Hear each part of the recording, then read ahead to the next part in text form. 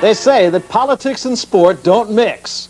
But at the Winter Olympics in Lake Placid, the mixture proved emotionally explosive and satisfying when the underdog American team upset the highly favored Russians and went on to win the gold medal with the wild appreciation of millions of Americans. Tennis has been called a gentleman's version of prize fighting, but it looked like those two heavyweights were going at each other with gloves instead of rackets for 10 sets and 8 hours.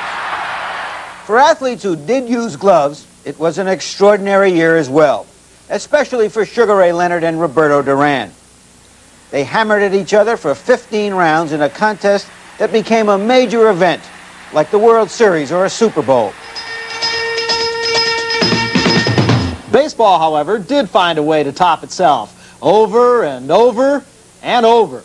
After a long season of individual heroics led by the remarkable and redoubtable George Brett, the playoffs and World Series produced an ongoing series of crescendos. With even more athletes taking speaking parts in 1980, sports became an even closer partner to show business. And it is symbolic, I think, that a former sportscaster, who first became a national figure by immortalizing the Gipper of Notre Dame, is now our president.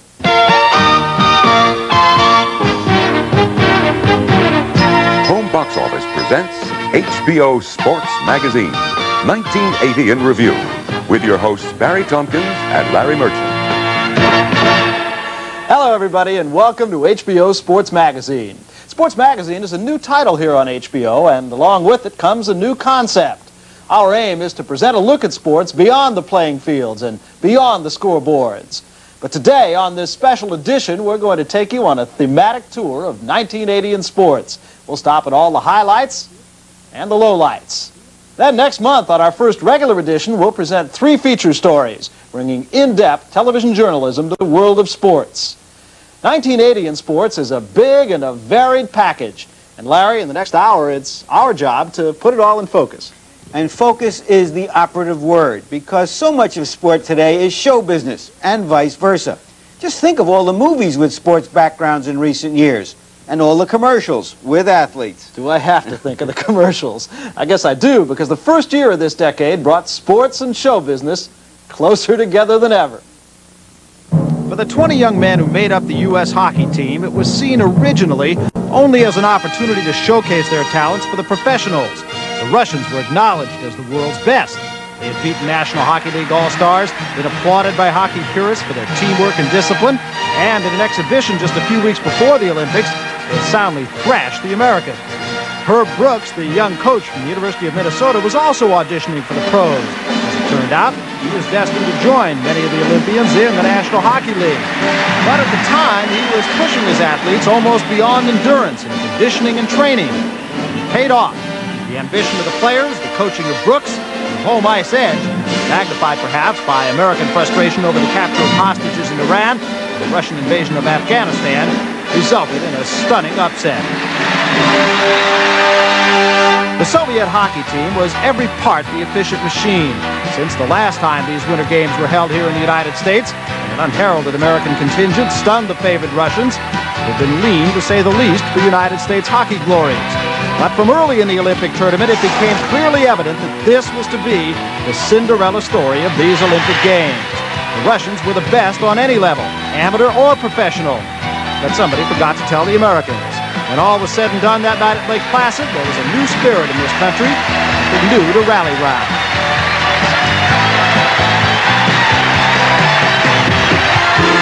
Not all the American skaters were as good as gold.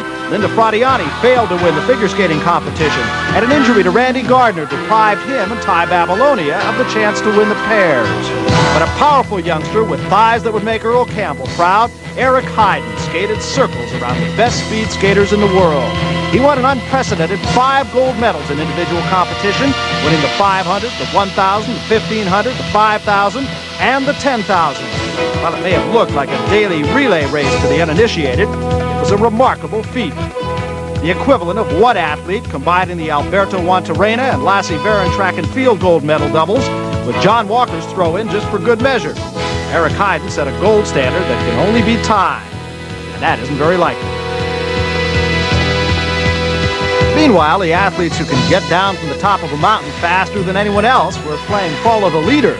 The leader in this case was Sweden's Ingmar Stenmark, who confirmed his stature as the world's best slalom skier by winning his first 2 Olympic gold medals.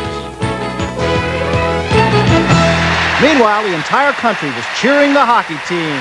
Thanks, we needed that in celebration of the victory over the Russians and in anticipation of beating a good Finnish team to take the gold. We weren't disappointed, and they're true to their style, they made it suspenseful.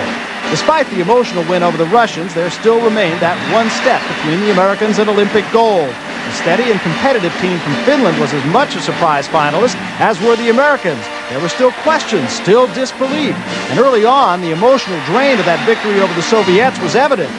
But when the ultimate winning goal was put home, time was the only thing that separated the most unlikely group of champions from the highest rung of Olympic glory. It will go down as one of sport's greatest triumphs, a group of individuals who couldn't win and shouldn't win, but did. And all of us shared the sight of Jim Craig looking for his dad.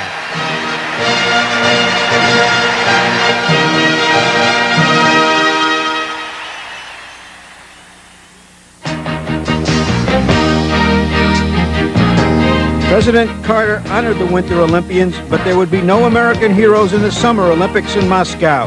He tried to explain his policy to the Summer Olympians, but for most of them it was a very bitter disappointment. Among the great ones denied the stage of the Olympics were Kurt Thomas, the marvelous gymnast, Nancy Lieberman, probably the best woman basketball player anywhere, Ronaldo Nehemiah, arguably the greatest all-around track man in the world.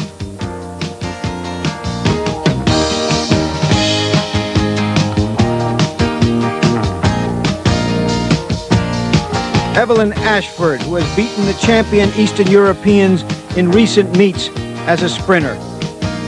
Edwin Moses, the unbeatable gold medalist from 1976. Mary Decker, the record-setting distance runner.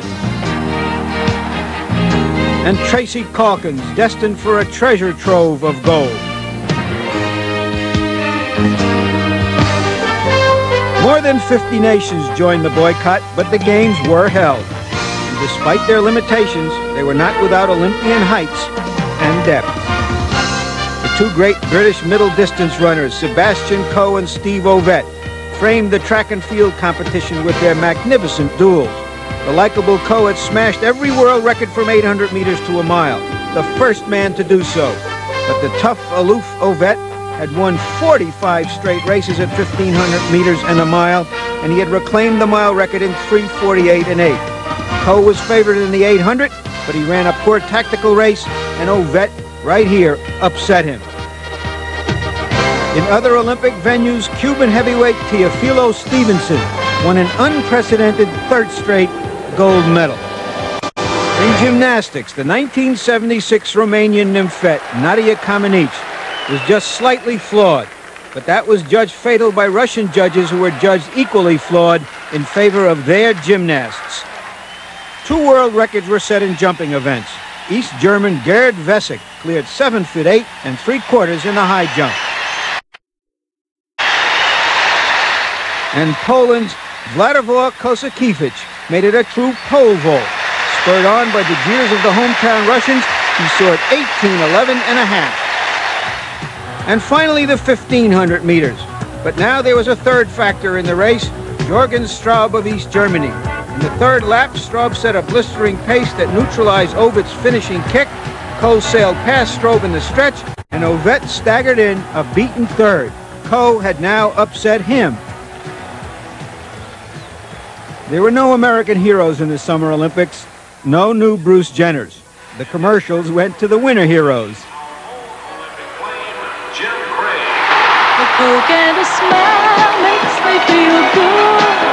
That's the way it should be. I'd like to say it. Whole world smiling with me. Coca-Cola as right. Have a Coke and a... Take it from 2 guys who've had a lot to smile about lately. There were some magic moments, weren't they? We're going to have more athletes in commercials for you here on non-commercial television just a little bit later. But on a more serious note, Larry, I can't help but wonder if our boycott of the Moscow Games is not going to have some kind of